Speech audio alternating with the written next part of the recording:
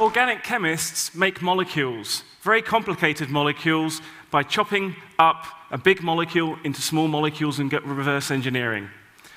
And as a chemist, one of the things I wanted to ask my research group a couple of years ago is, could we make a really cool, universal chemistry set? In essence, could we app chemistry? Now, what would this mean and how would we do it?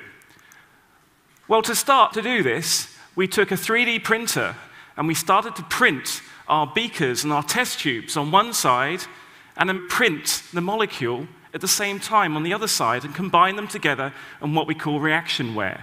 And so by printing the vessel and doing the chemistry at the same time, we may start to access this universal toolkit of chemistry. Now, what could this mean? Well, if we can embed biological and chemical networks like a search engine. So if you have a cell that's ill that you need to cure, or bacteria that you want to kill, if you have this embedded in your device at the same time and you do the chemistry, you may be able to make drugs in a new way. So how are we doing this in the lab? Well, it requires software, it requires hardware, and it requires chemical inks. And so the really cool bit is the idea is that we want to have a universal set of inks that we put out with the printer, and you download the blueprint, the organic chemistry for that molecule, and you make it in the device. And so you can make your molecule in the printer using this software. So what could this mean? Well, ultimately, it could mean that you can print your own medicine.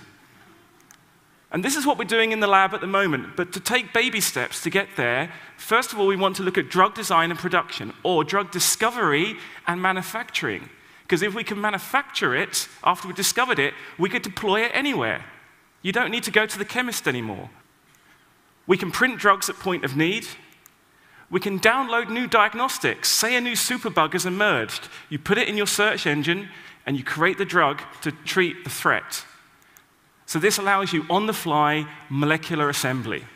But perhaps for me, the cool bit going into the future is this idea of taking your own stem cells with your genes and your environment, and you print your own personal medicine.